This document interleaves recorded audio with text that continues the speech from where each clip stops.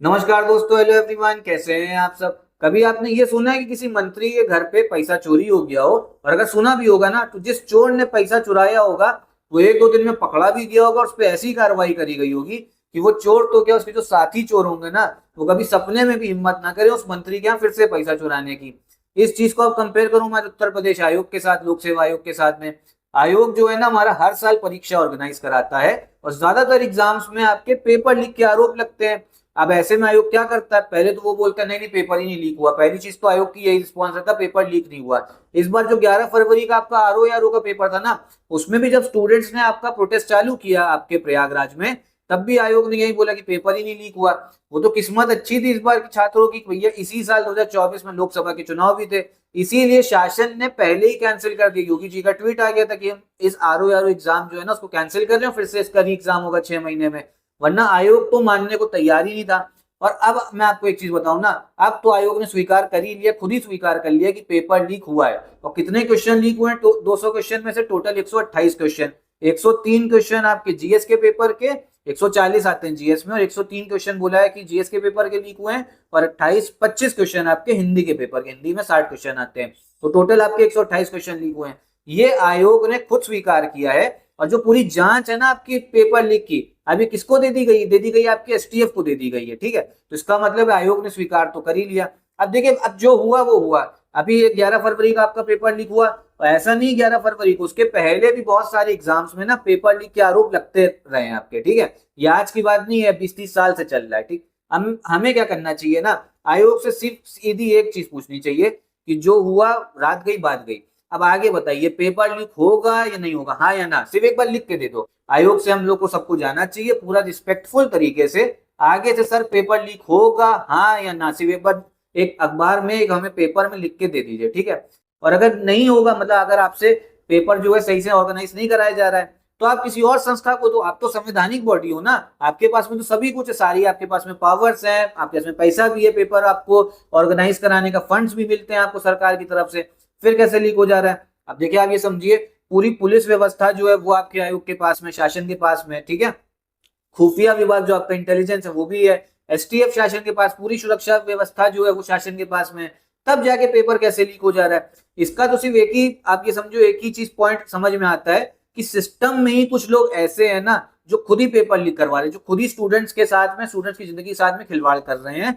तो हमें सबसे पहले तो ऐसे लोग को पता लगाना चाहिए, ऐसे लोग कौन कौन है, और उनपे ऐसी कार्रवाई करनी चाहिए ना कि वो लोग जो सिस्टम में है, वो लोग क्या, उनके जो बाकी लोग भी होंगे ना, वो लोग भी कभी आगे से सोचे ना कि हम पेपर लीक कराएं, वो भी छात्रों का। एक स्टूडेंट तो देता नहीं, कम से कम 5 लाख, 10 लाख, 15 लाख ऐसे लोग आपका फॉर्म भरते हैं, अलग अलग एग्जाम की तैयारी करते हैं। उसके बाद में पूरी सरकारें तैयारी करते हैं, 200-200 किलोमीटर ट्रैवल करके एग्जाम देने जाते हैं। फिर पता लगता है कि पेपर लीक हो गया। अगर 10 क्वेश्चन भी लीक हो रहे हैं ना, तब भी एग्जाम कैंसिल होना चाहिए। यहाँ पे तो आपके 128 क्वेश्चन थे। तो रही बात आपकी आरओ की, दूसरी एक और परीक्षा आयोग कराता है, वो है आपकी एलटी ग्रेड की, जो शिक्षक भर्ती है आपकी, टीचर वाली वैकेंसी है। ठीक है, ये पेपर, इसका विज्ञापन 2024 में आना है। उसके पहले कब आया था? इसके पहले 2018 में आपका इसकी फॉर्म आया था, 6 साल पहले। ठीक है, इतना इतना टाइम में तो फॉर्म आता है, बहुत सारे लोग तो ओवर एज हो जाते हैं इसमें। ठीक, अब यहाँ पे अब ये समझो, उस समय 2018 में परीक्षा कैसे हुई थी? वो प्री के माध्यम से हुई थी, मतलब एक प्रीलिम्स एग्जाम हुआ था एक फेज में। अब आयोग ने बोला है कि हम इसी एग्जाम को ना 2 स्टेज में कराएंगे, फेज 1 और फेज 2, मतलब एक प्री होगा और एक मेंस होगा। एलटी ग्रेड में अभी तक सिर्फ प्री होता था, अब क्या है, प्री और मेंस दोनों होगा।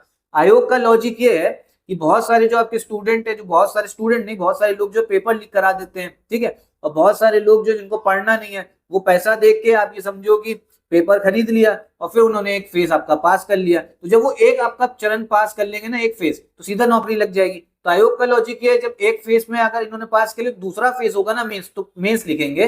अब यहाँ पे आयोग से ये पूछना चाहिए कि आप बोल तो रहे हो 2 फेज में कराना चाहिए, 2 चरण में, प्री और मेंस में।